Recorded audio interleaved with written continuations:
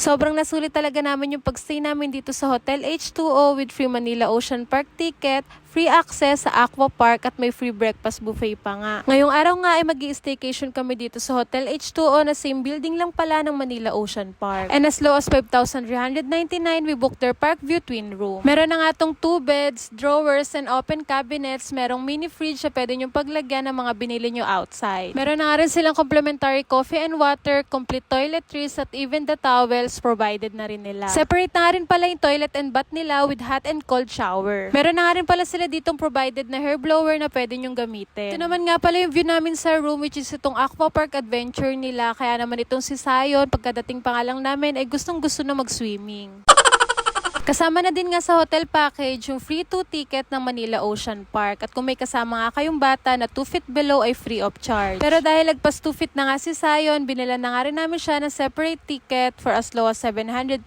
Pero syempre, mas makakamura kayo kung online kayo bibili ng ticket. May enjoy nyo na nga yung attraction ng Manila Ocean Park, which is yung Oceanarium, Penguin Exhibit, Christmas Village, World of Creepy, Super Toy Collection, Jelly's Dancing Seafarers, at Sea Lion Show at All-Star Bird Show. At this moment nga ay nanonood na nga kami dito sa back-to-back show, pero imbis nga na panoorin ni Sayon yung mga sea lion ay dito nga siya nakatingin sa mga nag-swimming sa Aqua Park. Ocean Park, bakit nyo naman kasi pinagtabi to?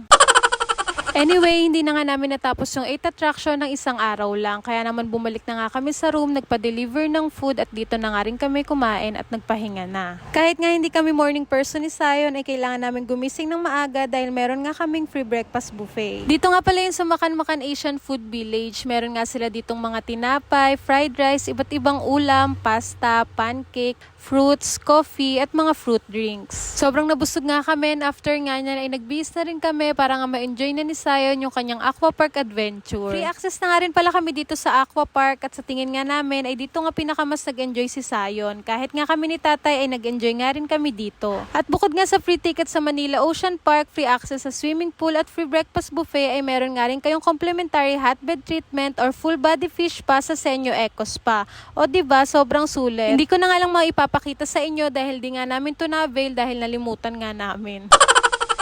Anyway, after nga namin ma-enjoy yung Aqua Park Adventure, ay tinapos na nga rin namin yung mga hindi namin napuntahan na attraction kahapon. Yes mga Mima, pag hindi nyo pa nga napupuntahan yung ibang attraction, ay pwede nyo ipagpatuloy the other day. Masasabi kong sulit talaga yung pagstay namin dito sa Hotel H2O at talaga nag-enjoy talaga kami buong pamilya. Kaya naman kung naghahanap nga rin kayo ng affordable staycation na maraming inclusion at for sure na mag-enjoy kayo, mag-book na nga rin kayo sa kanila habang naka-sale pa. O siya, yun na lang muna. Thank you for watching. Bye!